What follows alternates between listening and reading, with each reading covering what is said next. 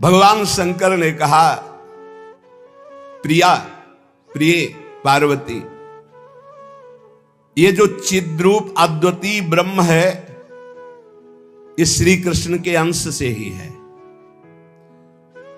जो महाविष्णु है, ये लिखा हुआ है, पढ़ना हो तो पढ़ लेना पद्म पुराण पाताल खंड में। नहीं कहने लगते हैं कि ये तो राधा उपासक, ये और किसी को मानते ही नहीं है। नहीं, मानते हैं, जानते हैं, पहचानते हैं, पर जहां से जो वर्णन हो रहा है, सर्वधारा प्रकट हो रही, भगवान व्यास देव जी के सब जो इतने अवतार हैं, उनके सबके अवतारी परम पुरुषोत्तम पर ब्रह्म परमात्मा भगवान श्री कृष्ण है। भगवान श्री कृष्ण की आत्मा श्री लाडली जो है, आप समझो, जो लिखा है उसमें भी छाती का अनुभव आपका क्या है? आपने क्या उसमें डूब कर प्राप्त किया है? हम राधा किशोरी की पढ़ी केवल बातें नहीं कह रहे, हनुमान जी तो है नहीं ऐसे छाती चीरा तुम्हें दिखा दिया कि श्यामा श्यामा मांस ही निकलेगा, वो कुछ नहीं दिखाई देगा, क्योंकि तुम्हारा मांस देखने वाले नेत्र हैं।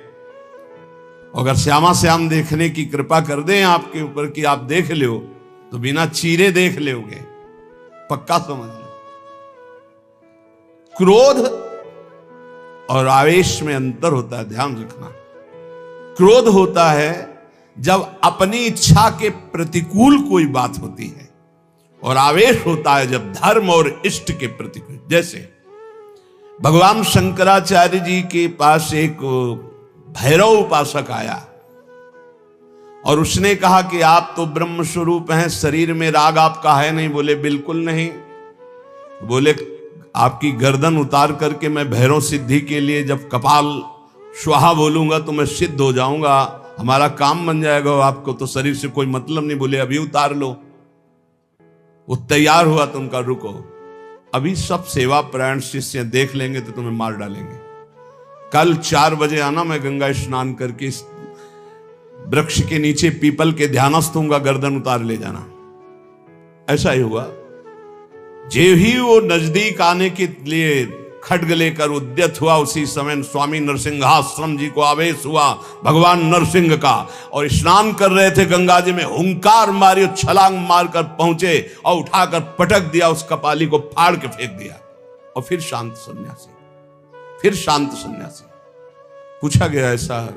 उनका मुझे कुछ पता नहीं। नरसिंह भगवान का आवेश एकदम तत्काल ऐसे, जो आवेश में वो क्रोध का नहीं होता। जब धर्म, राष्ट्र, इष्ट, इसके लिए नहीं कि साधु होकर के क्रोध करते हो, साधु होकर इष्ट की निंदा सुने, साधु होकर धर्म के विरुद्ध आचरण, शास्त्र प्रतिपादन। शास्त्र का स्वरूप क्या है? श्रद्धा, विश्वास, धर्म, इनकी स्थापना करना, इनकी भावनाओं को पुष्ट करके भगवत अनुराग में डुबोना। भगवत अनुराग में वाणी को बहुत ही संभाल करके, यहां समझना, इसलिए बोले भगवान शिव कह रहे हैं, केचिद वदंति तस्यांशम ब्रह्म चिद्रूप मद्वयम। उपनिषद में जिस ब्रह्म तत्व का वर्णन है वो इन बिहारी जी के एक अंश से है। तद्दशांशम महाविष्णु प्रवदंति मनीषिणः। मनीषी लोग जो शास्त्र के ज्ञाता जन हैं, वो कहते हैं कि वृंदावन बिहारी श्री लालजू के 10 अंश से महाविष्णु का अवतार हुआ। तद्दशांशम महाविष्णु प्रवदंति मनीषिणा, ये पद्म पुराण पाताल खंड। और सनकादि योगीश्वर अपने हृदय में जिन भगवान श्री हरि का चिंतन करते हैं, वो भी ये जो गर्दन टेढ़ी किए हुए, अधरों पर बंसी विराजमान किए हुए, ललित त्रिभंगी अनंत कामदेवों को भी मूर्छित करने की सामर्थ्य रखने वाले वृंदावन बिहारी जी, जो तिरछी चितवन से मंद मुस्कान के द्वारा करोड़ों कामदेवों की सुंदरता को ह्रास, उपहास, लघु कर रहे हैं, ये जो अपने अधरों में बंसी की ध्वनि कर रहे हैं, जो मुरली की ध्वनि से हमारे हृदय को प्रेमानंद में डुबो रहे हैं, त्रिभुवन को विमोहित कर रहे हैं, इनकी महिमा अगाध और अपार है। हे पार्वती जी, ऐसा भगवान शंकर। हे देवी, जिनके नखचंद्र किरणों की महिमा का वेद अंत नहीं पा सकते हैं, तो वेद प्रतिपादित धर्म में चलने वाले ब्रह्म ऋषि कैसे पा सकते हैं? उन्हीं भगवान श्री कृष्ण के संबंध में कुछ और बता रहा हूं, तुम सुनो और सुनकर मुदित आनंदित हो। ये त्रिगुण माया से रचा हुआ अनंत ब्रह्मांड है उन्हीं श्री कृष्ण के द्वारा। उन्हीं श्री कृष्ण के द्वारा ब्रह्मा विष्णु और मैं महेश्वर प्रकट हुआ हूं। जितने भी देवता दैवी शक्तियां सब उनके करोड़वें अंश से उत्पन्न हैं। सृष्टि स्थिति और संहार की शक्ति युक्त से ब्रह्मादि देवता, ये सब उन्हीं महान बिहारी जी के वैभव हैं, प्रभु के वैभव हैं, श्री कृष्ण के। श्री कृष्ण रूप का जो करोड़वां अंश है, उसका जो करोड़वां अंश है, उससे कामदेव उत्पन्न हुआ जो पूरी सृष्टि को नचाए दे रहा है। सोचो, श्री कृष्ण के करोड़वें अंश के एक अंश के करोड़वें अंश से कामदेव प्रकट होकर पूरी सृष्टि को नचाए दे रहा है। वो श्री कृष्ण कितने सुंदर हैं। वो ब्रह्मांड में स्थित होते हुए किसको नहीं मोहित कर सकते। ऐसे श्री कृष्ण के श्री विग्रह की शोभामयी जो कांति है, उसके करोड़वें अंश से यह चंद्रमा और सूर्य का प्रकाश होता है। ऐसे तो तेजोमय हैं वो, ऐसे सुंदर है कि करोड़वें अंश के एक अंश से करोड़वें अंश में कामदेव का प्रादुर्भाव हुआ। श्री कृष्ण के प्रकाश के करोड़वें अंश से एक सूर्य, ऐसे परमानंद में रसामृत परिपूर्ण सी वृंदावन बिहारी की महिमा का कौन पार पा सकता है। हे देवी, परम आनंद, परम चैतन्यता, विश्व ज्योति, ब्रह्मबोध, ये सब इन्हीं से प्राप्त होता है, इन्हीं से प्राप्त होता है। इनके श्री चरण कमल युगल नख रूपी चंद्रकांति मणि से निकलने वाली जो प्रभा, उसी तेजो ज्योति में पूर्ण ब्रह्म में लीन बताया गया है। और ऐसे विश्व को मोहित करने वाले मदन मोहन, जिनके करोड़वें अंश में सब सूर्य चंद्र काम आदि देवी शक्तियां, इनको श्री राधा जी अपने अधीन किए हैं, इसलिए इनकी प्राण वल्लभा है। यही श्री कृष्ण में शक्ति संचार करके आद्या शक्ति मूल प्रकृति होकर अनंत ब्रह्मांडों का क्षण मात्र में सृजन कर देती है। देवी, जैसे उनके अंश से मैं हूं, ऐसे श्री राधा के करोड़वें अंश से आप सब शक्तियों का, देवियों का प्रादुर्भाव हुआ। इसलिए सर्वोपरि राधा पद रज स्पर्श, महादेव जी, सर्वोपरि राधा पद रज स्पर्श, ऐसे स्पर्श से ऐसे महामाधुर्य सिंधु श्री कृष्ण का रसास्वादन होता है। भगवत स्वरूपा श्री राधा जी की महिमा और उनके स्वरूप को कौन वर्णन कर सकता है, जब वेद ही श्री कृष्ण के लिए नेति नेति वर्णन करते हैं। ऊर्ध्वरेता परम बाल ब्रह्मचारी सनकादि ऋषियों ने भगवान ब्रह्मा जी की ब्रह्म सभा में पूजा करके कहा कि हे देव, मेरे हृदय में परम देवता की जानने की इच्छा है। पर देवता, जिससे सब शक्तियों का प्रादुर्भाव होता है, सृष्टि का हेतु भूता जितना भी सामर्थ्य शक्तियां हैं, ये सब कहां से प्रकट होती, कौन है इनका प्रकट करने वाला? श्री उपनिषदों में राधिकोपनिषद, सनकादि के प्रश्न को सुनकर ब्रह्मा जी बोले, पुत्र वैसे तो ये बहुत गुह्य विषय है, गुप्त विषय है, अत्यंत गुप्त रहस्य भी अधिकारी के सामने बोल देना चाहिए, और तुम अधिकारी हो, क्योंकि निष्काम निर्विकार सच्चिदानंद स्थिति में हर समय स्थित रहते हो, पर तुम किसी और के सामने प्रकट मत करना। देखो हर जगह पहले शर्त रख ली गई, इसे गुप्त रखना।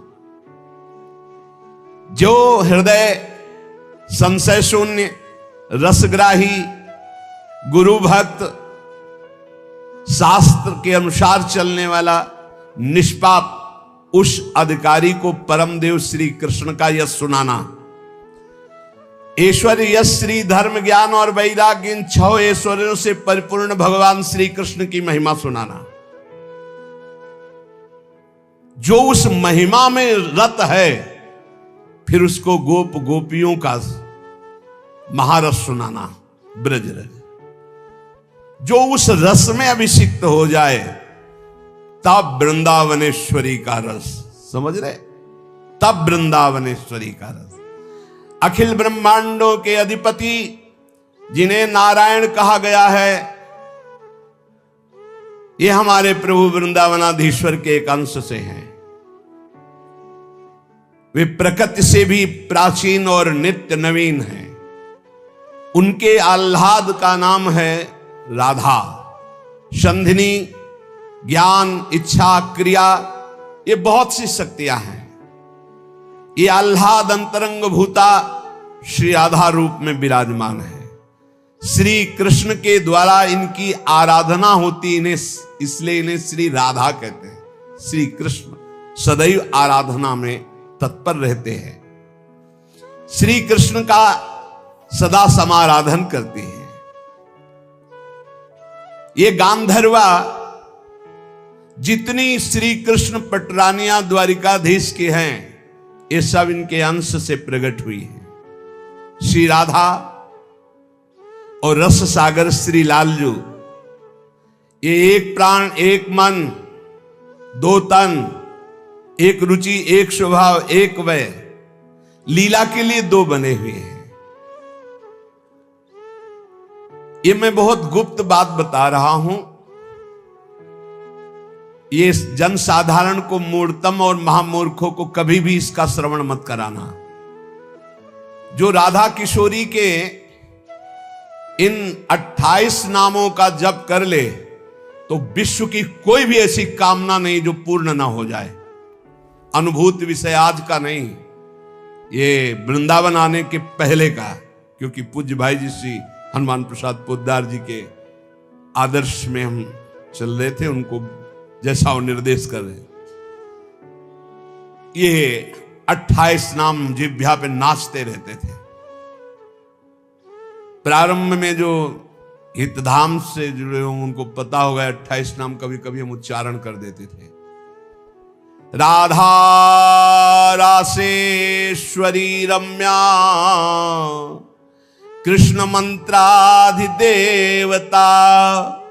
सर्वाद्या सर्ववंद्या च वृंदावन विहारिणी, वृंदाराध्या रमा शेष गोपी मंडल पूजिता, सत्या सत्य परा सत्य भामा श्री कृष्ण वल्लभा, वृषभानुसुता गोपी मूल प्रकृतीश्वरी, गांधर्वा राधिका रम्या रुक्मिणी परमेश्वरी, परात्पर तरा पूर्णा पूर्ण चंद्र निभानना, भुक्ति मुक्ति प्रदा देव भव्याधि विनाशिनी।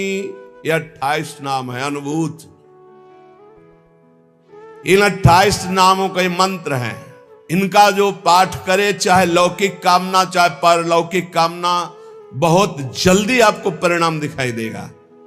ये राधा किशोरी जी के 28 नाम श्री राधिकोपनिषद में ब्रह्मा जी सनकादि को उपदेश कर रहे हैं। परिणाम फलस्तुति में लिखा है, भुक्ति मुक्ति प्रदा। भोग चाहिए तो भोग मिल जाएगा, मोक्ष चाहिए तो मोक्ष। और भवव्याधि विनाशिनीम, आवागमन चक्र से मुक्ति हो जाएगी। और हर व्याधि विनाशिनीम, इस संसार चक्र में जितने रोग हैं सबको शासन में रखने के लिए ये नाम पर्याप्त है, तुम्हारे ऊपर इनका प्रभाव नहीं पड़ पाएगा। ये 28 नामों का जो पाठ करता है वो जीवन मुक्त महापुरुष हो जाता है। भगवान ब्रह्मा जी ने उपदेश किया शनकादि को। राधा, राशेश्वरी, रम्या, कृष्ण मंत्राधिदेवता, सर्वाद्या, सर्ववंद्या, वृंदावन बिहारिणी, वृंदाराध्या, रमा, अशेष गोपी मंडल पूजिता, सत्या, सत्यपरा, सत्यभामा, श्री कृष्ण वल्लभा, वृषभानुसुता, गोपी, मूल प्रकृति, ईश्वरी, गांधर्वा, राधिका, आरम्या, रुक्मिणी, परमेश्वरी, परात्पर, पूर्णा, पूर्णचंद्र निभानना और भुक्ति मुक्ति प्रदा, भवव्याधि विनाशिनी। 28 नाम मात्र जपने से समस्त कामनाओं की पूर्ति। ये तो हम आह्लाद का वर्णन कर रहे हैं। इनकी एक संधिनी शक्ति है जो भूषण, शैया, आसन, सेवा की सामग्री सब रूप धारण करती है। धाम, कुंज, निकुंज। जब हमारे प्रभु मर्तलोक में अवतार धारण करते हैं तो अवतार की पूरी व्यवस्था, भूमि की व्यवस्था हो, सच्चिदानंद भूमि, माता, पिता, परिकर, यही सब संधिनी शक्ति तैयार करती है। अवतार की कारणभूता ये संधिनी शक्ति है, ये क्षेत्रज्ञ शक्ति है, इनकी इच्छा शक्ति के अंतर्गत माया शक्ति है। ये सतोगुण, रजोगुण, तमोमयी है। ये बहिरंगा शक्ति है। ये जगत की रचना करती है। ये अविद्या रूप है। ये जीव को बंधन में डालकर दुख भोगवाती है। भगवान की लीला शक्ति, भगवान की क्रिया से अनंत शक्तियों के स्वामी, जो इस 28 नामों को राधा जी के सुनता है, उसके जितने दोष नष्ट हो जाते हैं। जो अव्रती है वो व्रतवान हो जाता है। जैसे वायु स्पर्श करती है तो गर्मी का दुख मिट जाता है, ऐसे ही जो 28 नामों का जाप करेगा तो सतोगुण, रजोगुण, तमोगुण, माया जनित बंधन का जो क्लेश है वो नष्ट हो जाएगा। अरे कुछ न याद हो, राधा राधा राधा पर्याप्त है। सबसे पहला है राधा राधा। आत्माराम शब्द भगवान श्री कृष्ण के ऊपर सार्थक इसीलिए हुआ, आत्मा तो राधिका तस्य तवैव रमणादशौ आत्माराम इति प्रोक्तो मुनिभिर गूढ़ वेद भी। हे देवी, श्री राधा जो श्री कृष्ण की आत्मा है, सबकी आत्मा श्री कृष्ण, इसलिए परमात्मा श्री कृष्ण, और परमात्मा श्री कृष्ण की आत्मा श्री राधा है। इसीलिए उनको राधा रमण कहते हैं, क्योंकि वो आत्मा राम है, अपनी आत्मा से रमण करते हैं। उनकी आत्मा कौन है? राधा जी है। रहस्य रस के मर्मज्ञ रसिक जन, इसीलिए श्री कृष्ण को आत्मा राम कहते हैं। भगवान की श्री यमुना जी कालिंदी जी आत्मा रामस्य कृष्ण से ध्रुव आत्मस्ति राधिका परिचय बताती है कि भगवान श्री कृष्ण को आत्माराम क्यों कहते हैं, क्योंकि उनकी आत्मा निश्चित ध्रुव सत्य श्री राधा जो है। श्री राधा श्री कृष्ण की आत्मा है। कैसे कोई आत्मा को अलग कर सकता है? जो इस रहस्य को जानता है वही इस रस का अधिकारी है। इसीलिए प्रेमी भक्त जनों ने प्रेम रस का आदर्श श्री राधा जी को माना है। श्री कृष्ण तो प्रेम रसास्वादी है, रसदात्री तो श्री प्यारी जो है। मांगत लाल लाड़िलो नागर, प्रगट भई दिन दिन की चोरी। श्री कृष्ण को सर्वाविद आनंद समुद्र को आनंद प्रदान करने वाली श्री लाडली जो है। नित्य रासेश्वरी, नित्य निकुंजेश्वरी श्री राधा किशोरी की प्रति जो जरा भी भेद बुद्धि करता है वो कभी भक्ति मार्ग में तो चल ही नहीं चल सकता, उसके चलने का अधिकारी खो जाता है। और श्री कृष्ण की अर्चना करने का अधिकार कदापि नहीं। कृष्णार्चा या नाधिकारो यतो राधार्चनम बिना वैष्णवई सकलई तस्मात् कर्तव्यम राधिकार्चनम। कृष्ण प्रणाधिका देवी तद अधीनो विभुर्यतः रासेश्वरी तस्य नित्यम तयाहीनो न तिष्ठति राधनोति शकलान कामास तस्माद राधेति कीर्तिता।